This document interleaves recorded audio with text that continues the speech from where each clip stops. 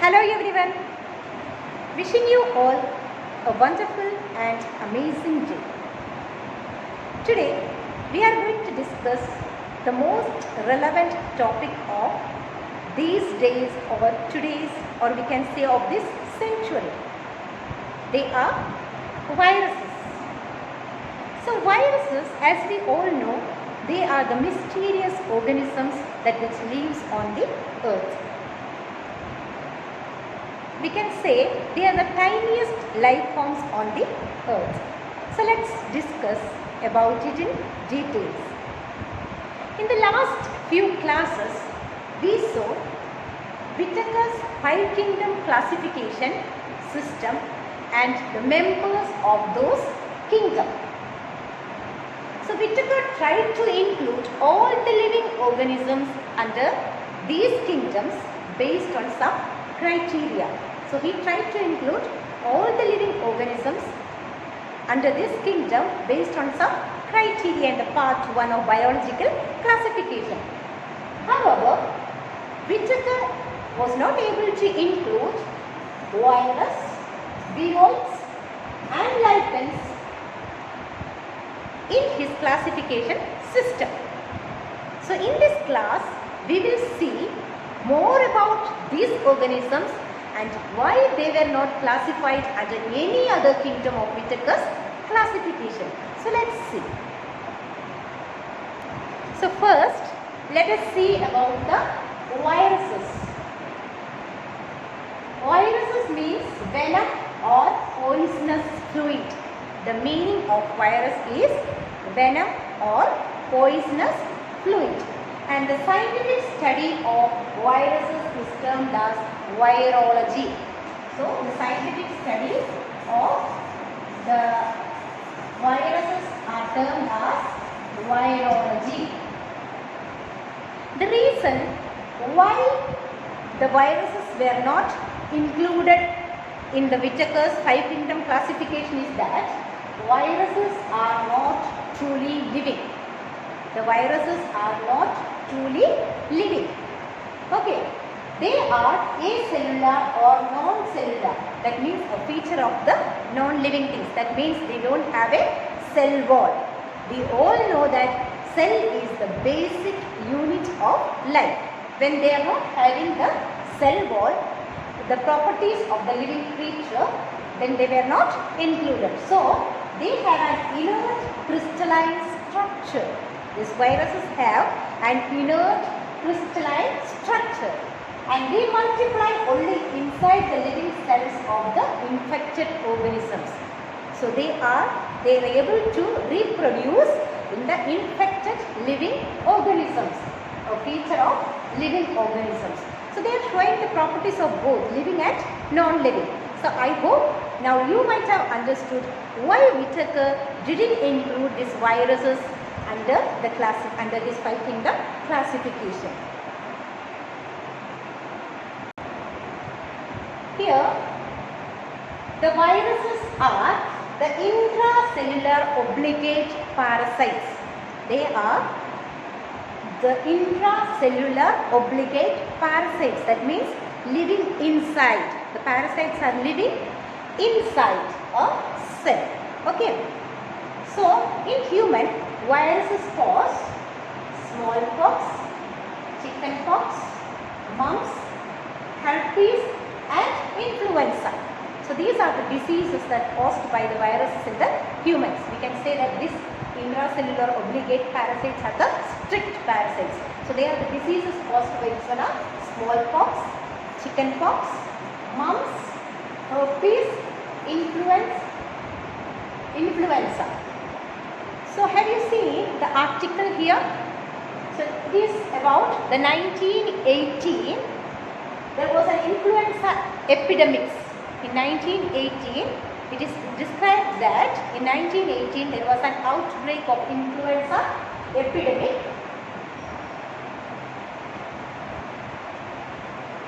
that caused 500 million people were affected due to this virus outbreak. It is said that 500 million people were affected. Here is the newspaper article. Sorry. So the newspaper article of the influenza outbreak, it is said that this was the one of the natural or deadliest natural disaster that which occurs during those days, the influenza epidemic, and it is said that 6 million people died due to this influenza outbreak. Other diseases caused by viruses are measles, polio, rabies, AIDS. So other diseases caused by viruses are measles, polio, rabies, AIDS. We have seen smallpox, chickenpox, mumps, herpes, influenza. All these diseases are caused by viruses. Okay. So many of these diseases can be prevented by vaccination. So all these diseases can be prevented by vaccination. But if you don't get vaccinated, there is a chance of infection. If you are not vaccinated in time, there is a chance of infection. If infected, then these viruses are very difficult to treat because viruses can't be stopped even with the antibiotics. Viruses can't be stopped with the antibiotics. We use antibiotics to kill the bacteria, not the viruses. They will not work with the viruses. So viruses, they have different structures and they reproduce in a different way. We can stop the growth of antibacteria with vaccination. Okay, but we cannot stop the growth of viruses because they have different structures and they will be reproducing in a different way. Hope it is clear to you. In plants, viruses shows symptoms such as mosaic formation and leaf rolling and leaf curling. In some plants, viruses cause mosaic formation, leaf rolling and curling. Then we can say the other diseases: yellowing and vein clearing, dwarfing and stunted growth. All these diseases are caused due to the plant viruses. Do you know the history behind the discovery of viruses? So it started when Louis Pasteur understood that the causative agent of rabies was too small. Too small means he was not able to see it under the light microscope. However, he failed to identify the causative agent. So in 1884, a French microbiologist, his name is Charles Chamberland, he invented a filter called Pasteur-Chamberland filter.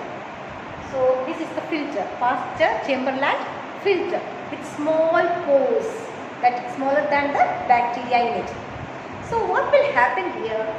If we passes the solution with bacteria through this filter, so this solution will comes out through the filter free of bacteria. So here you can see the advertisement of the company that which was manufactured the Pasteur-Chamberland filter. They have given, they claims that in that advertisement they claims that this Pasteur-Chamberland filter protects your health from all the diseases, means all the diseases that it is caused by the rabies. So here they claim that this filter is free of bacteria. So I think this was the filter that was used by the common people those days to get the pure drinking water.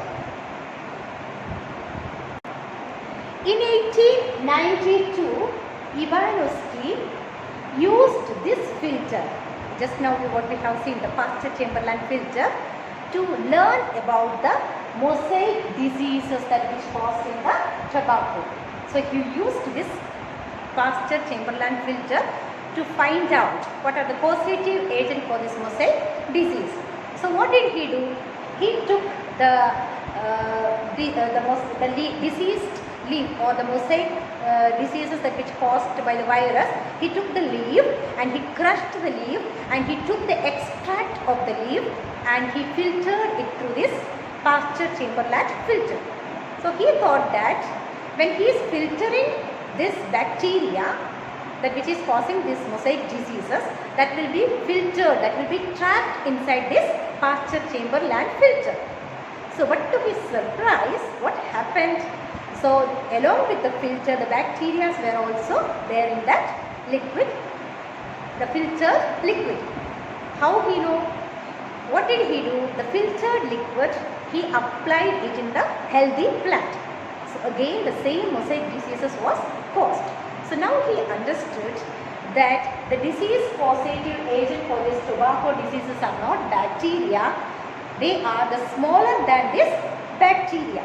So he understood that there is a causative agent that which is causing infection to the tobacco plant, that which is causing the mosaic diseases to this plant is something, it is not the bacteria, smaller than the bacteria. Clear?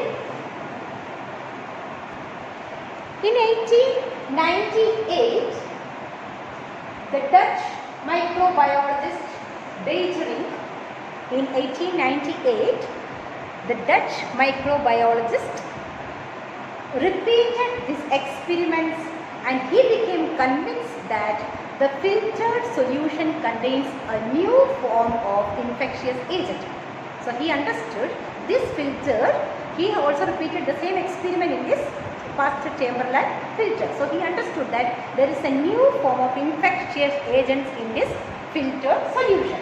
So here he understood that the agent multiplied only when they affect a living cell. When they are affected in the living cell only they are multiplied. He understood.